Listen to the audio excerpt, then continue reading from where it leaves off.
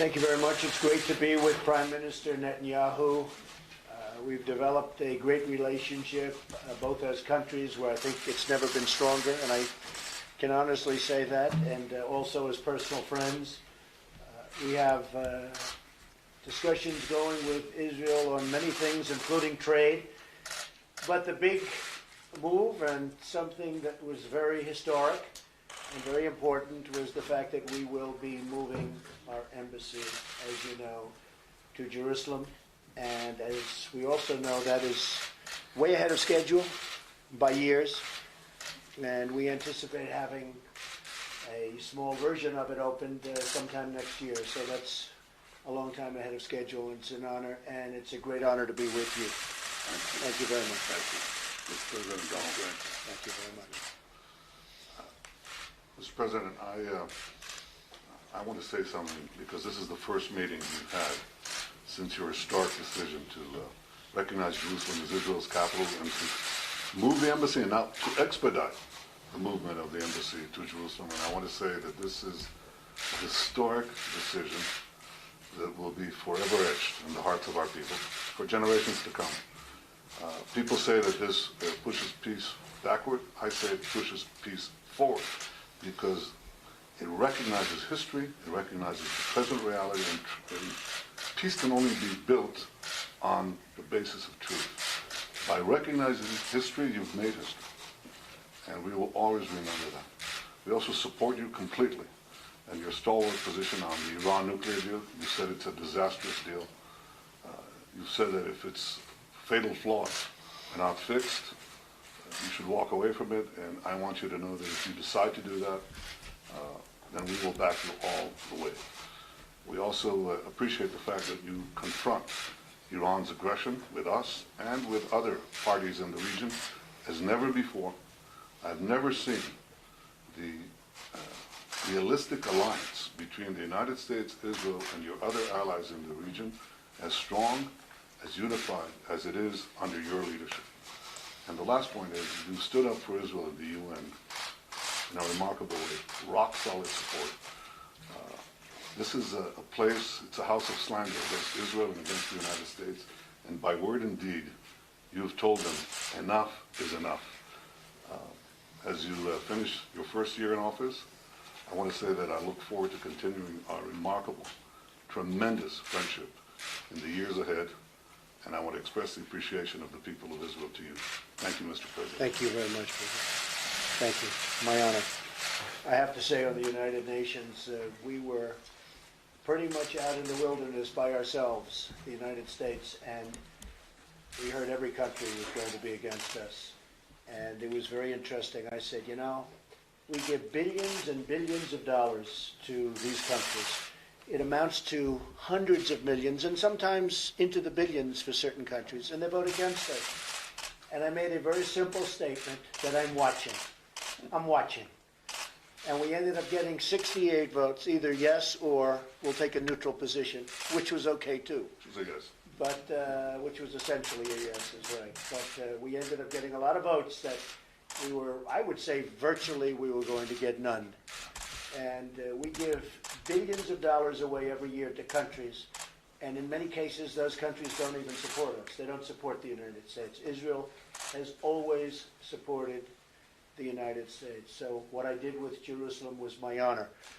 And hopefully we can do something with peace. I would love to see it. You know, if you look back at the various peace proposals, and they are endless, and I spoke to some of the people involved, and I said, did you ever talk about the vast amounts of funds, money, that we give to the Palestinians? We give, you know, hundreds of millions of dollars. And they said, we never talked. Well, we do talk about it. And when they disrespected us a week ago by not allowing our great vice president to see them, and we give them hundreds of millions of dollars in aid and support, tremendous numbers that nobody understands. That money is on the table, and that money is not going to them unless they sit down and negotiate peace. Because I can tell you that Israel does want to make peace, and they're going to have to want to make peace too, or we're going to have nothing to do with it any longer. This was never brought up by other negotiators, but it's brought up by me. So I will say that the hardest subject they had to talk about was Jerusalem. We took Jerusalem off the table, so we don't have to talk about it anymore. They never got past Jerusalem. We took it off the table. We don't have to talk about it anymore. You won 1 point, and you'll give up some points later on the negotiation, if it ever takes place. I don't know that it ever will take place. But they have to respect the process also, and they have to respect the fact that the U.S. has given tremendous support to them over the years in terms of monetary support and other support.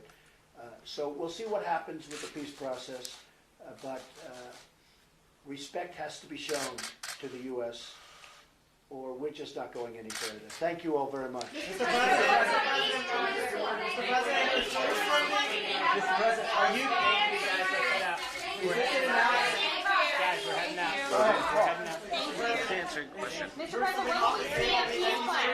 Thank you. Capital for future Thank you very much, everybody. Thank you. Peace process. Thank you, everyone. Steve, Thank you, everyone. Thank you. speak up, Steve. It's not like Thank you. Any sort of Middle East peace plan, proposal? we're going to see what happens. Yes, we have a proposal for peace. It's a great proposal for the Palestinians. I think it's a very good proposal for Israel. It covers a lot of the things that were over the years discussed and agreed on. But the fact is, and I think you know this better than anybody, there were never any deals that came close because Jerusalem, you could never get past Jerusalem. So when people said, oh, I sent it back, I didn't send it back, I helped it. Because by taking it off the table, that was the toughest issue. And Israel will pay for that. Look, Israel, something's going to happen. They'll do something that's going to be a very good thing.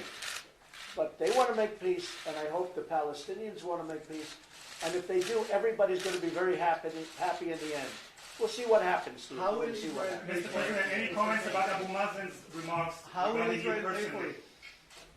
No, I didn't really read his remarks personally. I think I'm probably better off not seeing them. But we've done a lot for them, and hopefully they're going to make peace for their people. You know what? It's many years of killing people. It's many years of killing each other. They have to be tired and disgusted of it. So let's see what happens. I think eventually very sound minds, I hope sound minds, are going to prevail.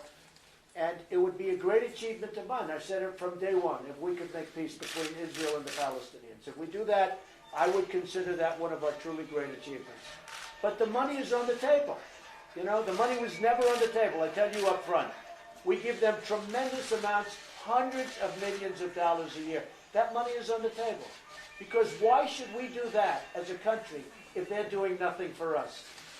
And what we want to do for them is help them. We want to create peace and save lives. And we'll see what happens.